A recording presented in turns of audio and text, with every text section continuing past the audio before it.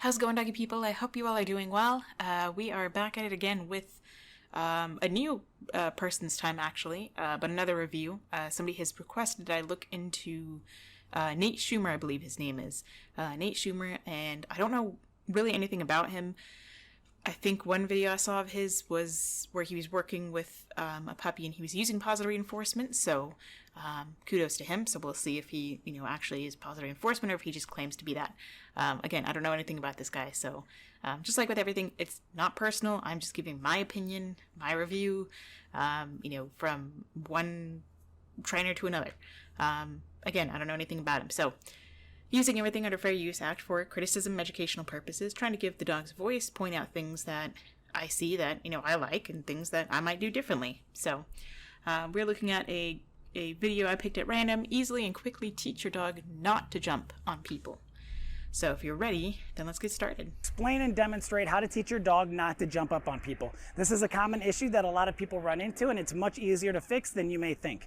Number one, you want to make sure your dog understands the concept of leash pressure. This is where they know to go with the leash in order to turn off the pressure. It teaches them how to turn off pressure by complying, but it So I'm just going to pause him right there real quick that I'm actually on the same page as I personally do teach dogs what leash pressure means, to give into pressure and release.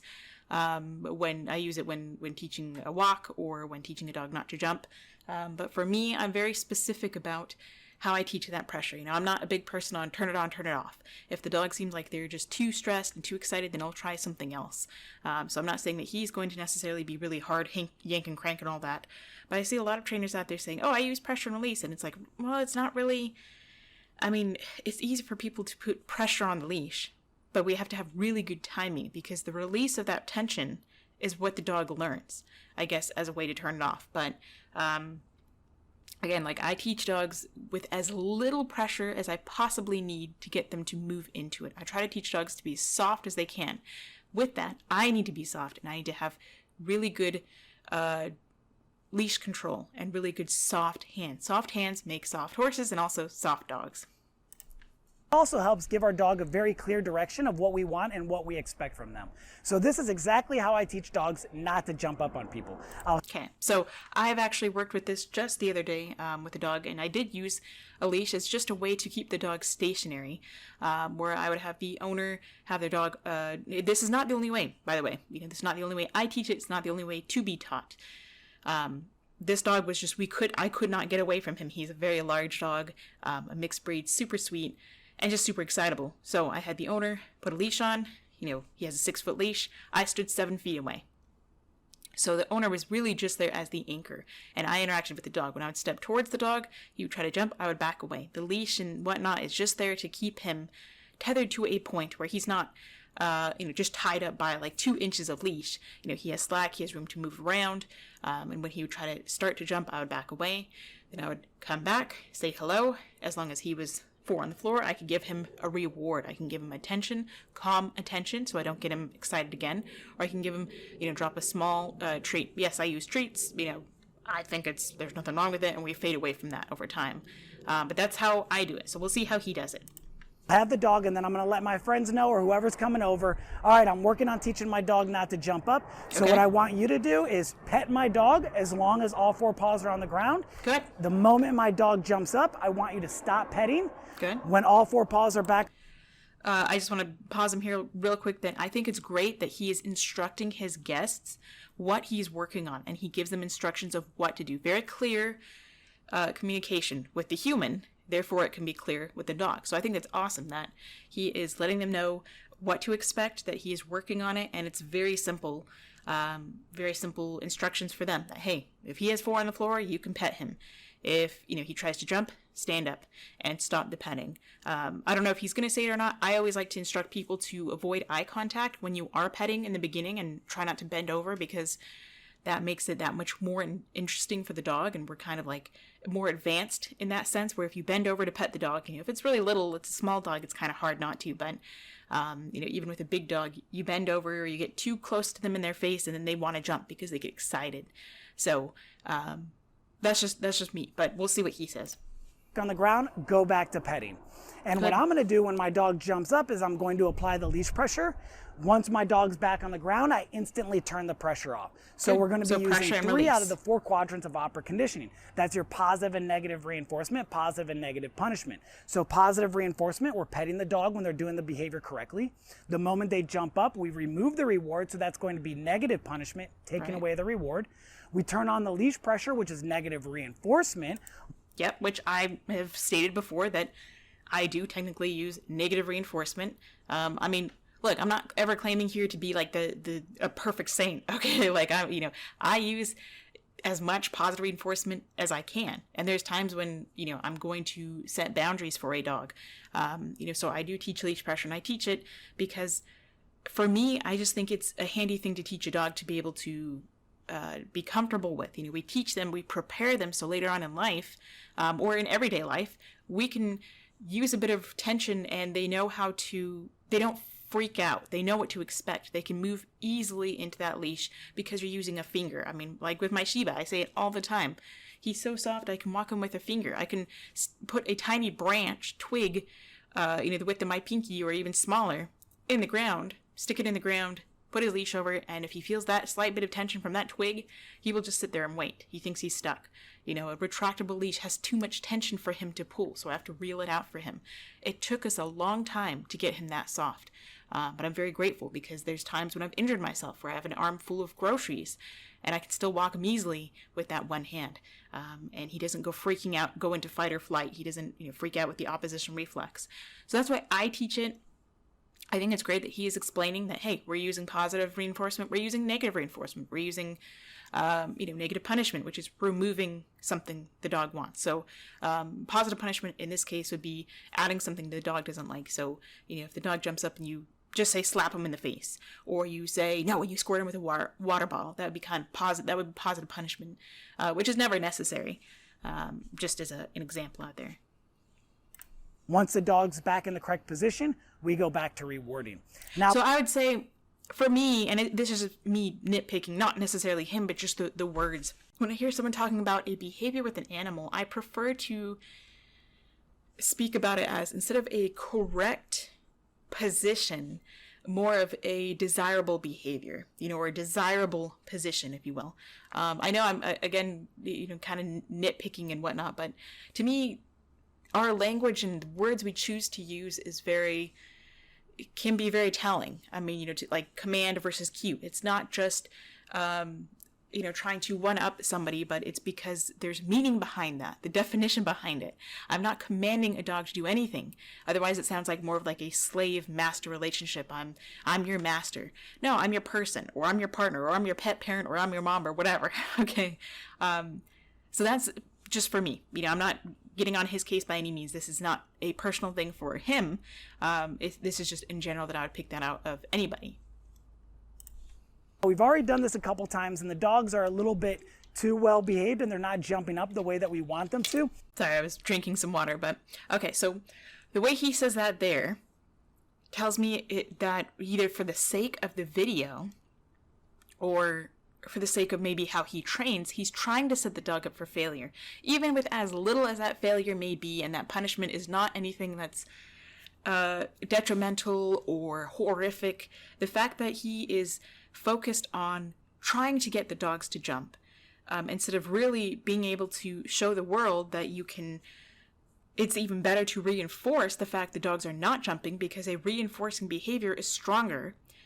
That's the whole point, is that we reinforce that behavior. So staying on the ground is more rewarding to the dog than jumping. If they've never been a jumper. I mean, Adonis has never really been a jumper. Like, occasionally he'll stand on his back feet and kind of balance a bit, but he's not a jumper. So that's just one thing that I noticed. That, it sounds like that's kind of I wouldn't necessarily say a red flag, but maybe it's just something that puts my ears perk up, and I'm paying a little more attention to the fact that he says we can't get them to jump. I would be perfectly happy to show that we can't get the dog to jump, and therefore that's okay. We really want to focus on this, because I don't try to get a dog to jump so I can correct them.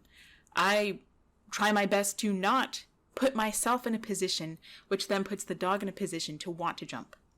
But that's just me. So we're going to make them jump up just for demonstration purposes so you guys can see exactly how it's going to look when you're doing it with your own dog. So that's what I don't like is, I mean, look, I get it. Yes, I get this all the time. Plenty of people who say, you know, like, well, your Shiba's already trained, your dog's already trained, blah, blah, blah. How do you think you got there? I mean, yes, how I trained him in the past is not how I would train him today. Because I've had him for 11 years, you know, he'll be 12 in June. 11 years, you know, that's a long time of changing multiple different types of methods and, you know, listening to so many different people out there. And look, with my next dog, when I start them, I'm going to start them so that they never feel the need to jump because any other behavior is just rewarding. I don't need to set them up for failure to correct them. I can just prevent that from being taught in the first place or being learned in the first place. So for him doing it for demonstration purposes, I understand that he's doing it because a lot of people, I don't know what it is. People don't believe it until they see it. They say, well, your dog's not really a bad jumper. What do I do if I have a jumper? You need to set up the information, you need to set up the environment so your dog doesn't feel the need to jump. I mean, yes, there's, you know, you can still use the example of leash pressure, but I don't feel that I don't feel it's fair to make the dog want to jump and you're teaching them an undesirable behavior for people just so you can correct them, just to show people that, yes, this is what you do. I mean, if I'm going to do that, then I would act as the dog and have somebody else, you know, or I would have a fake dog and just, you know, use your imagination. Yeah, this dog is really jumping. And then there's people who make all these like anecdotal things of like, well, what if your dog does this? Or what if your dog does this? Or what if your dog is riding a unicycle with a bunny rabbit on its shoulders, you know? And okay, I mean, that's very specific. Okay. So I still don't agree, even for the sake, and especially for the sake of demonstration purposes. I don't agree with him making the dog want to jump so he can correct it. Because even then, there's going to be some cases out there where that doesn't work. And it's not that it doesn't work. It's that he is giving a demonstration on a video. He's not there in every context, just like I can't be in every context of a situation where a person has a dog that jumps or a dog that lunges or that this and that. And they say positive reinforcement doesn't work and you need corrections and aversives and punishment. And no, you don't. It's that either you were not following directions, you didn't do it right, you didn't have good timing, blah, blah, blah. I'm not saying that as a bad thing. I'm not saying that you're a bad, you know, trainer or dog owner or whatever. It's just, we've been, you know, I'll speak for myself. I've been doing this for 8 years. You know, if I walk up to a client, you know, and they say, oh, my dog's always so well behaved. It's not because it's an accident. It's because I'm interacting in a way that will cause the dog to interact in a certain way.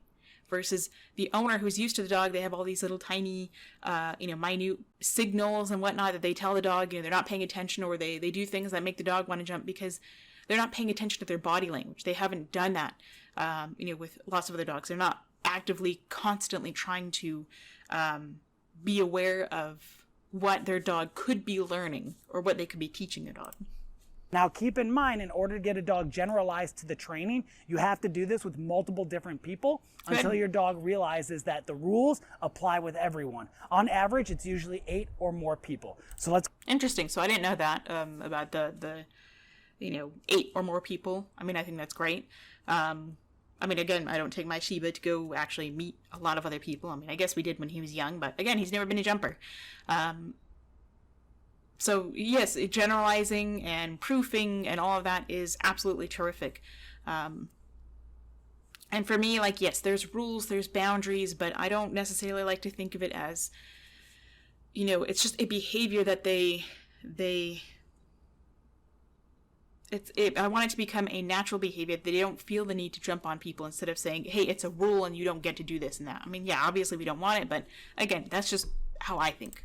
Go ahead and get started. All right, so my helper is going to come over to say hi to Ducky. She's going to start petting. Go ahead and pet. Very good. Okay, so she comes up. The dog immediately runs over to him. I would reward. I mean, I cannot, even when I'm, working with clients and I'm talking to them, if I see a dog show a behavior I like, I can't just ignore it. I instinctively stop what I'm doing and make sure to reward and mark and praise that behavior, whether with, petting or a treat or releasing pressure of, something in the environment, where if there's something scary over here and the dog is, or say a squirrel, and the dog could look at the squirrel and look at me, then I move away from the squirrel to increase distance, increasing their threshold and giving them that reward. So make it easier for them to not want to go for the squirrel because they tried. So that's just me. Hi, sweetie. And then stand up, see if he'll try to jump up at you. What are you doing? What are you doing? No, wrong. Okay, do it again. What are you doing? What are you Wrong. doing? Good. Pet So again. the fact that he says wrong, Try it again. this guy has a chain martingale on, I think. Wrong. Good. So he's marking the dog with the behavior of wrong. I don't agree with that. He was practicing so well before. That behavior is so much more reinforcing that this is all just entirely unnecessary.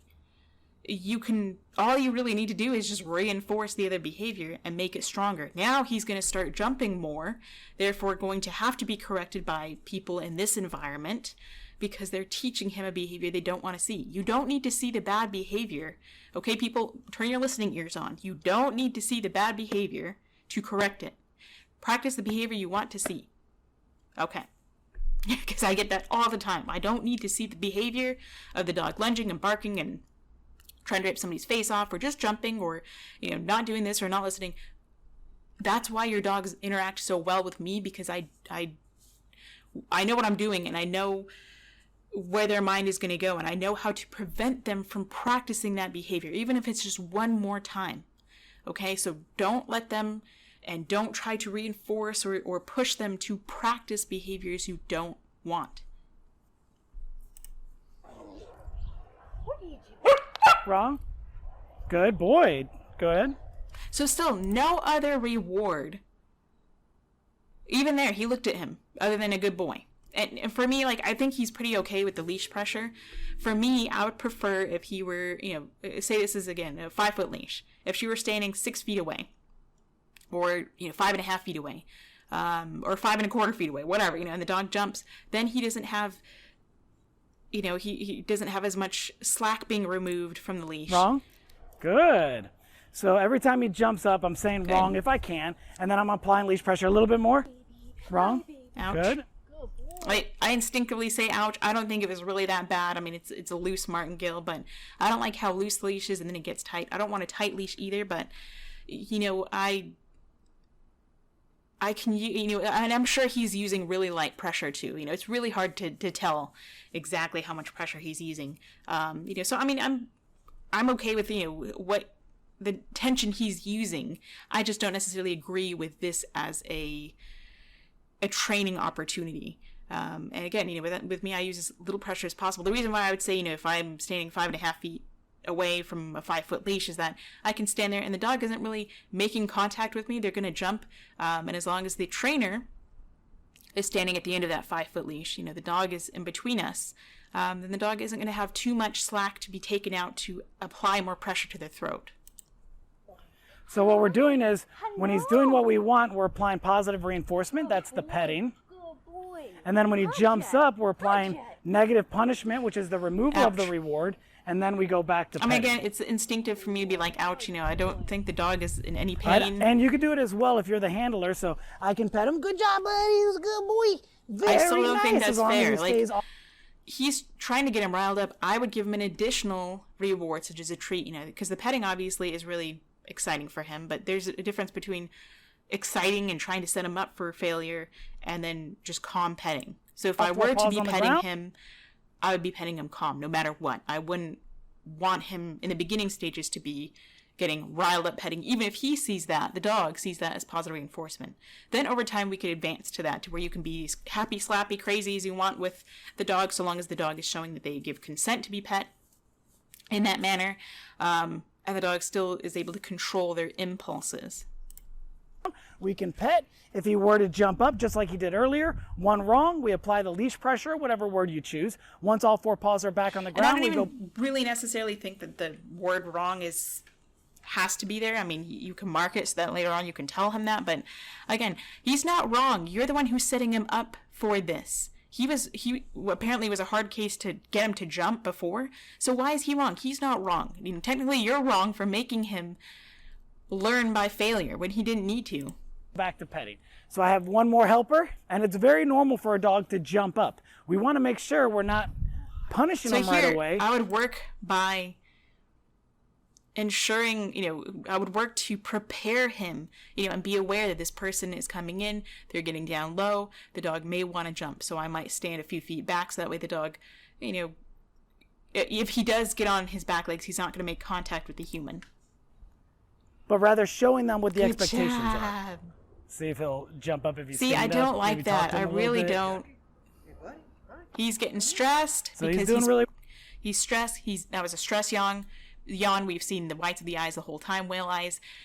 He looks, he's confused. This guy is getting him really confused versus, you're riling him up and then telling him no and then getting him overstimulated, over-aroused. And personally, I prefer a martingale without the chain because I don't think they're necessary. I don't know if he uses it for the correction sound, which I just think is, a load of, as Charlie would say, Moist Critical would say, a load of dirty barnacles. You could just use a regular cloth martingale or a harness, especially for a puppy. well. So then we would go back to petting him as long as all four paws are on the ground. But what he was doing last time is he wanted her to get him to jump. He was not having her pet him calmly when he didn't jump. Excellent. Easy Scratching. enough. All right, perfect. So Ducky figured it out very, very quickly. And the key that you want to keep in mind when you're doing this is we're not trying to, and if your dog has a tendency to bite the leash, you can just pop the leash out of their mouth. Oh, no. Okay. I was just going to give him credit. Now, I don't know how, when he says pop, first off, the leash got in his mouth because it fell into his mouth. He just chewed it because it was there. It's like if you're just sitting here and, a piece of pizza flies in your mouth, like, yeah, I'll eat it, but like with this dog. So he didn't purposely go to get it. It landed in his mouth and he was chewing it, eat it, get it out. Or he's like, oh, this is interesting. And the fact that he says pop it out, that's another red flag for me that I wonder, okay, how do you train? Do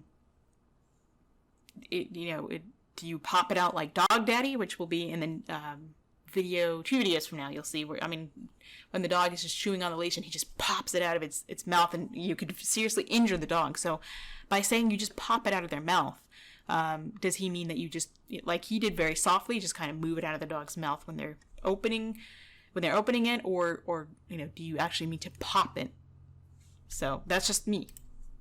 But we want to make sure we're not giving them any sort of punishment when they're first learning this concept. We don't want them to be afraid or worried when they meet new people. We're just trying to show them that jumping up is not okay. So we're applying 3 out of the 4 quadrants but of you didn't need to. You really didn't need to. You could have just used the 2. You could have just used the 1 of he wasn't jumping in the first place. Reward him. Right now he's not jumping. You could be rewarding him here. High rate of reinforcement, lots of quick little tiny treats, or play with tug, or whatever the dog finds rewarding.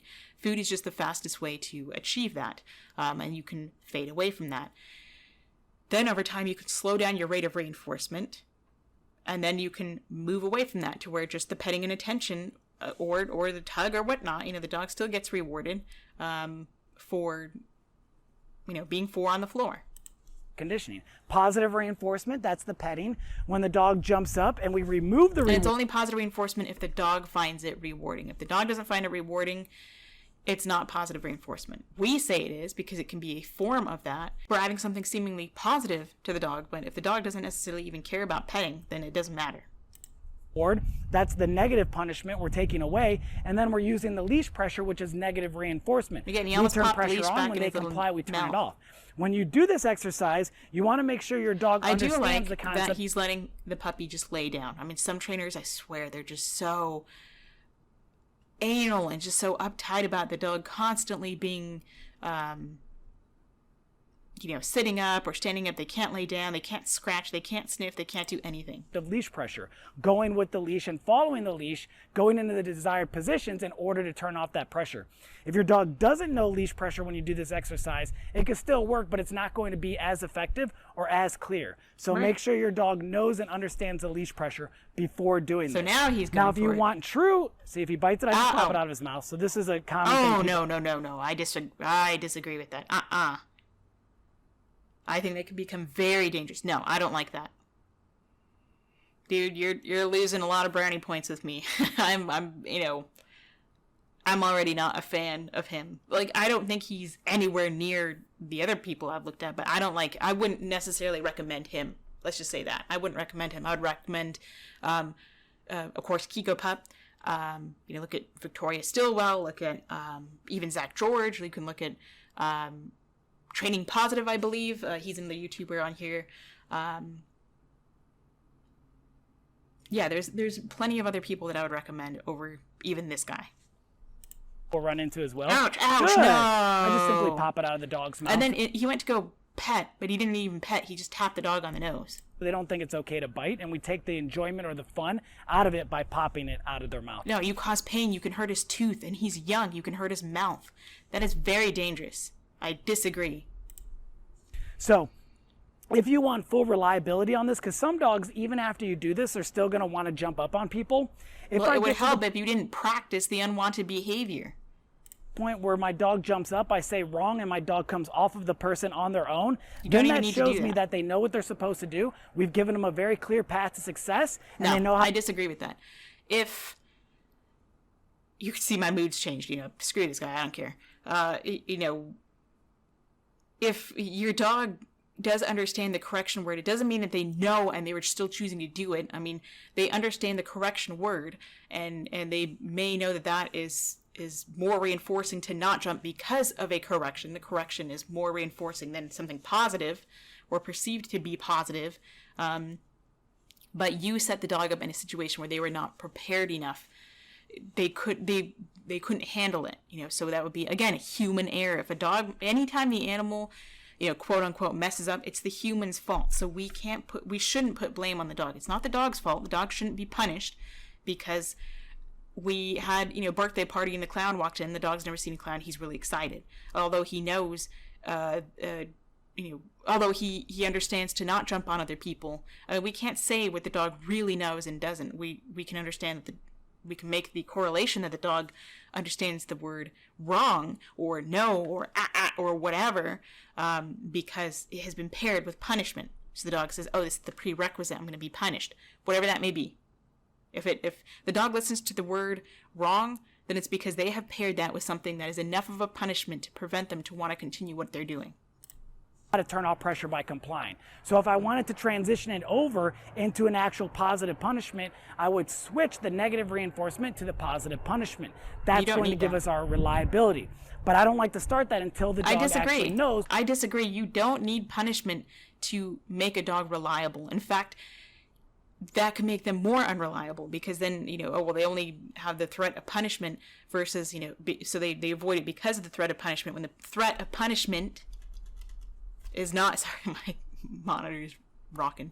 The threat of punishment, or the leash, is not around, then they say, okay, well, that thing's going to stop me from jumping. Versus, it's been so rewarding to not jump, they don't even think about it. So that's why positive reinforcement is so much more beneficial and so much of a stronger behavior, modification tool than using any kind of punishment. It's what the rules and expectations are. So the difference and that's would the be thing is that people have such high expectations for dogs. Like, whatever happened to the dog's expectations? Like, they have expectations. Why can't they? Why can't they have rights?